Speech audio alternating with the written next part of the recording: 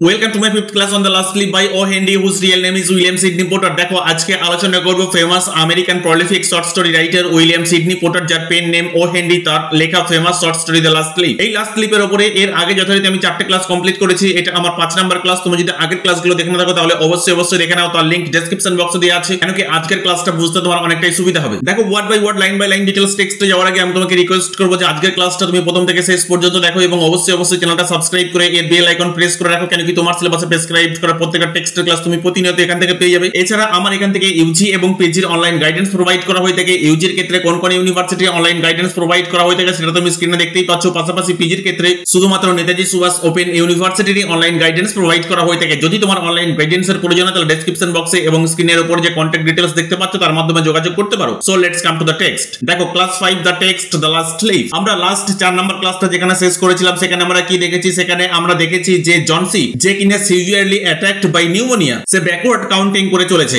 এখন এই যে ব্যাকওয়ার্ড কাউন্টিং করে চলেছে, কি কাউন্টিং করে চলেছে ব্যাকওয়ার্ডলি? সে দেখতে পাচ্ছে তার জানালার বাইরে যে ফাঁকা ইয়ার্ড আছে, বা বলা যেতে পারে যে ফাঁকা জায়গাটা আছে, সেখানে একটা ওল্ড আইভি ভাইন আছে এবং যেখানে বেশ কিছু পাতা আছে। অ্যাকর্ডিং টু জনসি, সেই ওল্ড আইভি ভাইনে একটা সময় প্রায় 100টার মতো পাতা ছিল, কিন্তু একটার পর একটা পড়তে আজকে শুধুমাত্র একটা পাতা এসে দাঁড়িয়েছে। দ্যাট মিন্স ওই ওল্ড আইভি ভাইনে জাস্ট একটাই পাতা আছে, এবং যেটাকে আমরা বলছি লাস্ট লিফ। তো এখানে জনসির মধ্যে একটা অদ্ভুত ধরনের চিন্তা ভাবনা এসে গেছে, অথবা বলা যেতে পারে তার যে ফ্যান্সি সেটা বেশ মিস্টেরিয়াস। তাহলে এখানে জনসি বিছানায় শুয়ে কি করছে? দেখো বিছানায় শুয়ে আমরা যেটা লাস্ট ক্লাস থেকে জানতে পেরেছি যে সে জানালার বাইরের দিকে তাকিয়ে আছে, এবং বাইরের দিকে তাকিয়ে যে আছে সে কি দেখছে? সে দেখতে পাচ্ছে সেই ওল্ড আইভি ভাইন, যেখানে শুধুমাত্র একটা পাতাই আর গাছের সাথে লেগে আছে। জনসি ওই লাস্ট ওয়ানকে দেখে বলছে it is the last one, এটাই হচ্ছে সেই লাস্ট ওয়ান। দ্যাট মিন্স এই পাতাটা পড়ে যাওয়ার সাথে সাথে আমি এই পৃথিবী থেকে চলে যাব। I thought it would surely fall during the night, এবং এটা আমি মনে প্রাণে বিশ্বাস করছি, আই বিলিভ যে আজকের রাতেই এটা পড়ে যাবে এই ওল্ড আইভি ভাইন থেকে।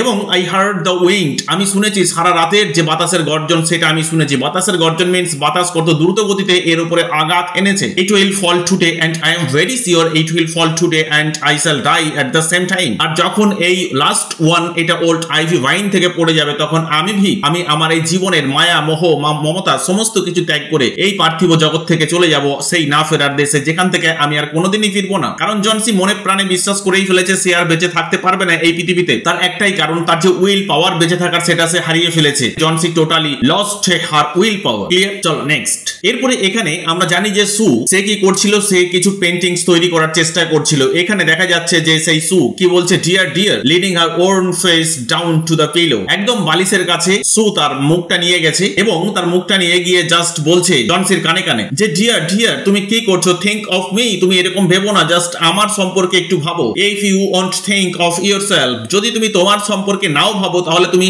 আমার কথাটা একটু চিন্তা করো। আমি কিভাবে তোমাকে ছাড়া সার্ভাইভ করতে পারবো? হোয়াট উড আই ডু, আমি কিভাবে তোমাকে ছাড়া বেঁচে থাকতে পারবো? তোমাকে ছাড়া আমি বাঁচতেই পারবো না। তার কারণ আমাদের মধ্যে এই যে ভালো ফ্রেন্ডশিপ আছে, তুমি যদি আমার কাছে না থাকো তো তোমার শোকেই তো আমি মারা যাবো। তাহলে কেন তুমি এরকম করছো? কেন তুমি বলছো যে এই লাস্ট ওয়ান এটা ড্রপ করার সাথে সাথে তুমি তোমার জীবনের মায়া মোহ মমতা সমস্ত কিছু ত্যাগ করে এই পৃথিবী থেকে চলে যাবে? ঠিক আছে, আমি ধরে নিলাম তুমি তোমার কথা ভাবছো না, তোমাকে নিয়ে কোনো রকম কোনো চিন্তা ভাবনা করছো না, কিন্তু জাস্ট তুমি আমার সম্পর্কে তো একবার ভাবো। চলো next. But Johnsy did not answer, কিন্তু জনসি এখানে দেখতে পাচ্ছে সুয়ের এই কথায় কোনো রকম ভাবে কোনো আনসার দিল না। The lonesomest thing in all the world is a soul, এই পৃথিবীর মধ্যে সব থেকে একটা হৃদয় বিদারক ঘটনা যেটা বা জিনিস যেটা আমরা বলতে পারি, এখানে lonesomest means of feeling sad, সব থেকে দুঃখজনক যে ব্যাপার সেটা কি? In all the world is a soul, সেটা হচ্ছে আমাদের এই আত্মা। When it is making ready, যখন আমরা মনে প্রাণে বিশ্বাস করে ফেলি, যখন আমাদের সোল এ পুরোপুরি ভাবে নিজেকে প্রিপেয়ার করে ফেলে to go on it's mysterious short journey, সেই না ফেরার দেশে জার্নি করতে যাচ্ছে সে, যখন সে এরকম ভেবে ফেলে তখন তো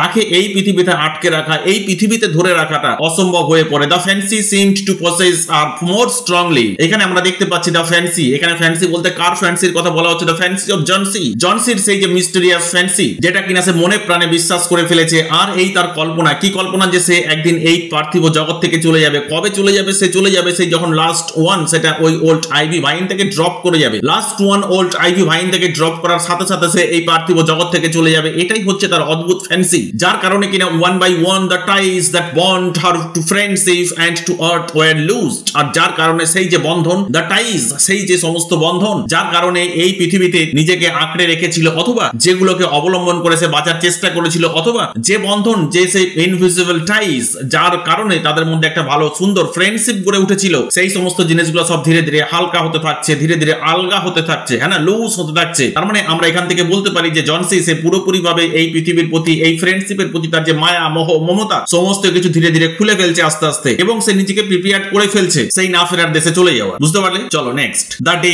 ওর অ্যাওয়ে। এখানে the day wore away means আমরা কি বলতে পারি, গ্র্যাজুয়ালি ডিসঅ্যাপিয়ার্ড, তার মানে দিন ধীরে ধীরে শেষ হয়ে যাচ্ছে। Even through the twilight they could see, just হালকা লাইট আছে এবং তার মধ্যে কি দেখতে পাচ্ছে, the lone ivy leaf clinging or to its staying against the wall. সেই যে আইভি ভাইনটা আছে যেটা কিনা ওই দেয়ালটা বেয়ে ওপরে উঠেছে, সেই ওল্ড আইভি ভাইনে জাস্ট একটাই মাত্র লিফ আছে, এই জন্যই বলা হচ্ছে দ্য লোন আইভি লিফ। এই লোন কথাটা বেশ সিগনিফিকেন্ট এখানে। এর তাৎপর্যটা কি, কেন এতটাই সিগনিফিকেন্ট? তার কারণ হচ্ছে এখানে জন সি ধীরে ধীরে নিজেকে একাকী ফিল করছে, তাই না? এই জন্যই বলা হচ্ছে দ্য লোন আইভি লিফ। ওই যে একাকী আইভি লিফ ক্লেনজিং, যেটা কিনা লেগে আছে, যেটা কিনা আঁকড়ে ধরে আছে টু ইটস স্টেম, তার নিজের কাণ্ডের সাথে এগেইনস্ট দ্য ওয়াল। এই যে কাণ্ড যেটা কিনা বলা হচ্ছে ওল্ড আইভি ভাইন, যেটা কিনা একটা সময় কি আঁকড়ে ধরে উঠেছিল, এই ওয়ালটাকে আঁকড়ে ধরে উপরে উঠেছিল, সেই ওল্ড আইভি ভাইনকে আঁকড়ে ধরে আছে কি, এই লাস্ট ওয়ান লিফ। চলো next, and then with the coming of the night. তার মানে দেখো এই যে with the coming of the night, এটা থেকে আমরা বুঝতে পারছি রাত শেষ হয়ে গেছে, দিন এসে গেছে, দিনের আলো ফুটে গেছে। The north wind was again loose. সারা রাত ধরে এই উত্তরে বাতাস ভয়ঙ্কর তাণ্ডব লীলা চালিয়েছে। সকাল হতে না হতেই আবার এই নর্থ উইন্ড সে তাণ্ডব লীলা শুরু করে দিয়েছে। North wind was again loosed while the rain still beat against the windows. এবং এই যে বৃষ্টিপাত, তুষার ঝড়, এ ভয়ঙ্কর পরিমাণে জানালার যে শাটার আছে সেখানে আঘাত হানছে, and patter down from the low Dutch eaves. এখানে ইয়েভস কথার অর্থ আমরা বলতে পারি the part of the roof. তার মানে মুষলধারে বৃষ্টি হচ্ছে, এবং এই যে বৃষ্টির কথা বলা হচ্ছে এটা শুধু বৃষ্টি নয়, যেহেতু ঠান্ডার দেশের কথা বলা হচ্ছে এখানে আমরা বলতে পারি তুষারপাত। তাহলে যেমন তুষারপাত হচ্ছে সেরকম উত্তরে বাতাস তার ভয়ঙ্কর তাণ্ডব লীলা এখানে চালাচ্ছে, আঘাত হানছে। তো এই সমস্ত জিনিসগুলো দেখে কিন্তু জন সি মনে প্রাণে বিশ্বাস করেই ফেলেছে এই লাস্ট ওয়ান এর আর কোনো মতেই নিজেকে টিকিয়ে রাখা সম্ভব হবে না সেই ওল্ড আইভি ভাইনে। অবশ্যই এরকম ভয়ঙ্কর তাণ্ডবের কারণে সে নিশ্চয়ই ঝরে পড়বে মাটিতে, আর যখনই ঝরে পড়বে তখনই কিন্তু এই জন সি এই পৃথিবী থেকে বিদায় নেবে। এরকম একটা অদ্ভুত ফ্যান্সি জন সির মধ্যে আরো যেন ভয়ঙ্কর হয়ে উঠছে। চলো next, when it was light enough, যখন চারিদিকে মোটামুটি আলো ফুটে গেছে, জন সি দ্য মার্সিলেস, জন সি পুরোপুরি এখানে নিষ্ঠুর হয়ে উঠেছে, পুরোপুরি ভাবে মার্সিলেস। তার কারণ আমরা জানি সু একটু আগেই বলেছিল কি জন সিকে যে তুমি নিজের কথাটা নাই ভাবলে, তুমি তো একবার আমার কথাটা ভাবো, আমাদের ফ্রেন্ডশিপের কথাটা ভাবো। তুমি যদি এই পৃথিবী থেকে চলে যাও তাহলে আমি কিভাবে তোমাকে ছাড়া বাঁচবো? এখানে এই জন্যই বলা হচ্ছে জন সি অ্যাকচুয়ালি খুবই মার্সিলেস। কমান্ডেড এসে এরপরে নির্দেশ দিচ্ছে that the set be raised, যে জানালার যে শাটার গুলো আছে খুলে দাও। The ivy leaf was still there, খুলে দেওয়া হলো, এবং দেখা যাচ্ছে যে ওই আইভি লিফটা তখন পর্যন্ত নিজেকে টিকিয়ে রেখেছে কোথায়, ওই ওল্ড আইভি ভাইনে। Johnsy lay for a long time looking at it, Johnsy দীর্ঘক্ষণ ধরে তাকিয়ে রইল সেই ওল্ড আইভি ভাইনের সেই লাস্ট ওয়ান লিফের দিকে। And then she called to Sue, তারপরে সে সুকে কি বলছে, who was stirring her chicken broth over the gas stove. এখানে যখন কিছু না কিছু সুকে বলতে যাচ্ছে জন সি, তখন সে কি দেখতে পাচ্ছে, যখন দেখতে পাচ্ছে যে সু একটা কাজে ব্যস্ত আছে। কি কাজে ব্যস্ত আছে? হু was stirring her, that means এখানে স্টিরিং মিন্স আমরা বলতে পারি moving her chicken broth over the gas stove. একটা টাইম আমরা শুনেছিলাম যে সু বলছে যে তোমার জন্য আমি কি করব, তোমার জন্য আমি ভেজিটেবল জুস বা ভেজিটেবল স্যুপ রেডি করছি। তার কারণ তুমি শারীরিকভাবে খুব দুর্বল হয়ে পড়েছো, তুমি যদি ভেজিটেবল স্যুপ পান করো অথবা জুস পান করো তুমি খুব তাড়াতাড়ি নিজেকে রিকভার করতে পারবে। আর এখানে সেই কারণে সু সেই জন সির খাবার রেডি করছে বা স্যুপ রেডি করছে বলতে পারি। Who was stirring her chicken broth over the gas stove, সেই চিকেনের যে স্টু বা চিকেন স্যুপ সেটা রেডি করছে স্টোভের উপরে। তখন জন সি সুকে বলছে, কি বলছে, I have been a bad girl sweetie, আমি খুব একটা ভালো মেয়ে নই। সেড জন সি বলছে সামথিং হ্যাজ মেড, আমার কোনো না কোনো কিছু ভেতরে চলছে এবং যেটা আমাকে বাধ্য করেছে that last leaf stay there to show me how wicked I was. এখান থেকে দেখো এখানে জন সি নিজেকে হলেও একটু রিয়েলাইজ করতে পারছে। তার রিয়েলাইজেশনটা কিরকম বলছে, আমার মধ্যে এই যে অদ্ভুত ফ্যান্সিজ, স্ট্রেঞ্জ ফ্যান্সিজ, সেটা আমাকে বাধ্য করেছে নিজের প্রতি আস্থা হারিয়ে ফেলতে, নিজের যে উইল পাওয়ার সেটা হারিয়ে ফেলতে। তো এখন আমি বুঝতে পারছি the last leaf stay there, ওই যে লাস্ট ওয়ান যেটা এখন পর্যন্ত ওখানে রয়ে গেছে, সে যেন আমাকে কিছু বলতে চাইছে। The last leaf wants to tell me something, আমাকে কিছু বলতে চাইছে, আমাকে কিছু দেখাতে চাইছে, আমাকে কিছু যেন চোখে আঙুল দিয়ে দেখিয়ে দিচ্ছে, টু শো মি, দেখাতে চাইছে হাউ উইকড আই ওয়াজ, যে আমি কতটা দুর্বল। এখানে আমাকে দেখে যেন খিল্লি করছে, এখানে আমাকে দেখে যেন মজা করছে। কে? ওই লাস্ট ওয়ান কোথায় আছে? ওই ওল্ড আইভি ভাইনে। সে আমাকে যেন আঙুল দিয়ে দেখিয়ে বলছে যে আমি যদি এরকম জরাজীর্ণ হয়েও এত আঘাতের পরেও যদি নিজেকে টিকিয়ে রাখতে পারি জন সি, তাহলে তুমি কেন পারবে না? ওয়াই ইউ উইল নট, তুমি কেন পারবে না নিজেকে টিকিয়ে রাখতে? It is a sin to want to die. এখানে জন সি রিয়েলাইজেশন যে মারা যাওয়াটা এটা পাপের থেকে কম কিছু নয়। It is a sin to want to die, die. Most important একটা লাইন, এটা শর্ট কোশ্চেনের জন্য মার্কিং করে রাখো। এটি যে সেন, এটা হচ্ছে পাপ টু ওয়ান্ট টু ডাই, যে মারা যাবো এরকম একটা চিন্তা ভাবনা করা, একটা স্ট্রেঞ্জ ফ্যান্সিস, যে মিস্ট্রি, এই যেগুলো নিয়ে কল্পনা করছি, অর্থাৎ নিজের প্রতি নিজের বিশ্বাস হারিয়ে ফেলা, নিজের আত্মবিশ্বাস হারিয়ে ফেলা, নিজের উইল পাওয়ারকে হারিয়ে ফেলা এবং ভেবে নেওয়া যে আমি এই চলে যাব পৃথিবী থেকে যখনই ওই লাস্ট ওয়ান পড়ে যাবে। তো এইভাবে নিজের প্রতি নিজের বিশ্বাস হারিয়ে ফেলাটা বা নিজে নিজে মৃত্যুবরণ করতে চাওয়াটা এটা পাপের থেকে কম কিছু নয়। It is a sin to want to die. চল নেক্সট। এরপরে জনসি কি বলছে, you may bring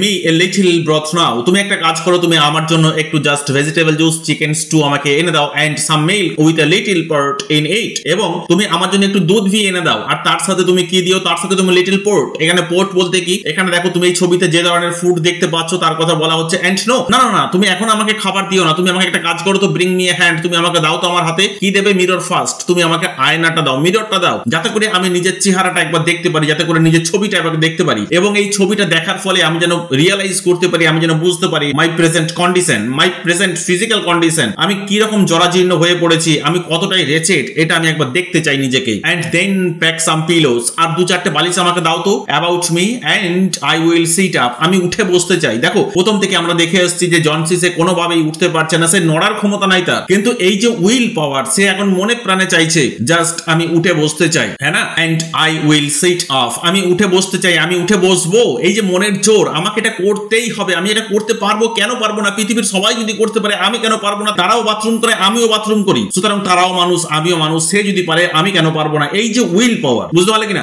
and watch you cook, আমি দেখতে চাই যে তুমি কি রান্না করছো, আমাকে দেখতে দাও। এই যে দেখো ধীরে ধীরে এখানে জনসি সে তার যে উইল পাওয়ার সেটা গেন করতে চাইছে, নিজেকে কারেজিয়াস করে তুলতে চাইছে, সে কারেজ গেন করতে চাইছে। এখান থেকেই দেখা যাবে যে জনসির লাস্ট পরিণতি। আরো কি বলা হচ্ছে, and hour later she said, 1 ঘন্টা পরে সে কি বলছে, sweetie someday I hope to paint the bay of Naples. Sweetie, বুঝতে পারলে, আমি একদিন কোনো না কোনো দিন দেখবে তুমি আমার মনের যে ইচ্ছা, আমার মনের যে চাও পাওয়া, সেটা কি বে অফ নেপলস, এটা আমি পেইন্টিং করবই করব, এটাই হচ্ছে আমার জীবনের অন্তিম ইচ্ছা। The doctor came in the afternoon. ঠিক এরকম মুহূর্তে আমরা দেখতে পাচ্ছি বিকেলবেলায় ডক্টর আসছেন, এন্ড সু had an excuse to go into. এবং এখানে এই যে সু জনসিকে নিশ্চয়ই কোনো না কোনো এক্সকিউজ দিল যে আমি আসছি। The hall way as he left, যখন সে চলে যাচ্ছে, ডক্টর যখন সুকে ডেকে চলে গেল সেই হল ওয়েতে, তখন সু জনসিকে কিছু এক্সকিউজ দিল। তার কারণ এখানে সু মনে প্রাণে আবার ভীত সন্ত্রস্ত হয়ে পড়েছে। কেন ভীত সন্ত্রস্ত হয়ে পড়েছে? ডক্টর একটা টাইম কি বলেছিল, 10 in 1। ঠিক এখানে যখন এসে আবার ডক্টর সুকে ডাকছে, তখন সু ভাবছে ডক্টর হয়তো আবার ভয়ঙ্কর কিছু কথা আমাকে বলে যাবেন, বুঝতে পারলে, আর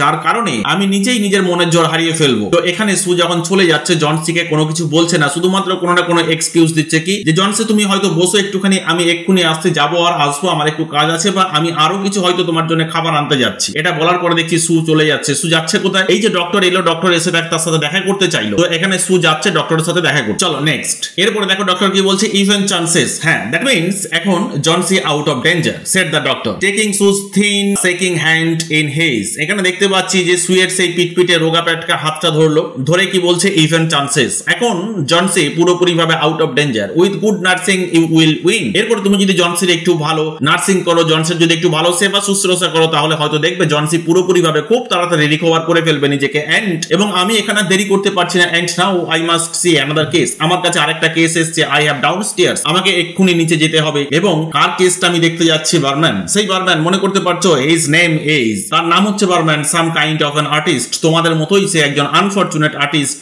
আই থিঙ্ক, আই বিলিভ, এটা আমি বিশ্বাস করি। চলো নেক্সট। এরপরে ডক্টর সে সুয়ের কাছে বর্ণনা দিচ্ছে, বলছে তারও নিউমোনিয়া হয়েছে, pneumonia too, he is an old weak man, সে অনেকটাই তার বয়স হয়েছে, বৃদ্ধ, বেশ দুর্বল হয়ে পড়েছে, and the attack is acute, এবং এই যে নিউমোনিয়া তাকে অ্যাটাক করেছে, বেশ সিভিয়ার অ্যাটাক করেছে, ভয়ঙ্কর ভাবে তাকে অ্যাটাক করে ফেলেছে। There is no hope for him, বুঝতে পারলে সু, তার আর এই পৃথিবীতে বেঁচে থাকার বা বেঁচে ফেরার বা নিজেকে রিকভার করার কোনো চান্স আমি দেখতে পাচ্ছি না। But he goes to the hospital today, কিন্তু আজকে সে হসপিটালে গেছে, কেন গেছে? To be made more comfortable, যাতে করে সে একটু সুস্থ থাকে। দ্য নেক্সট ডে, পরের দিন, দ্য ডক্টর সেড সু, পরের দিন ডক্টর সুকে বলছে সে ইজ আউট অফ ডেঞ্জার। যখন ডক্টর আসছে জনসিকে দেখতে, একদম পরিষ্কার বলেই ফেললো ডক্টর, এখানে কি বলে ফেললো, সে ইজ আউট অফ ডেঞ্জার। এখানে জনসি পুরোপুরি ভাবে নিজেকে রিকভার করেই ফেলেছে মনে প্রাণে। ইউ অন, এবং তুমি জিতে গেছো সু, নিউট্রিশন এন্ড কিউর নাও। এরপরে তোমার কি করা উচিত? এরপরে তুমি তার একটু ভালোভাবে সেবা শুশ্রূষা করো, তাকে একটু ভালোভাবে নারিশ করো, এন্ড দ্যাটস অল। এর জন্য কোনো রকম কোনো মেডিসিনের আর প্রয়োজন নেই, দেখবে জনসি খুব তাড়াতাড়ি নিজেকে রিকভার করে ফেলবে। এবং আজকের ক্লাসের পরে এটাও আমরা বলতে পারি যে আমরাও খুব তাড়াতাড়ি এই লাস্ট ক্লিপকে রিকভার করে ফেলবো, যে লাস্টে ঘটনাটা কি ঘটলো, বারম্যানের সাথেই বা কি ঘটলো, জনসির সাথেই বা কি ঘটলো। আই থিঙ্ক আজকের ক্লাস সম্পর্কে তোমার কোথাও কোনো রকম ডাউট নেই, যদি কোথাও কোনো রকম ডাউট থেকে থাকে তাহলে অবশ্যই তুমি কমেন্ট বক্সে কমেন্ট করে জানিও, আমি আমার নেক্সট ক্লাসে তোমার ডাউট ক্লিয়ার করার চেষ্টা করব। Thank you.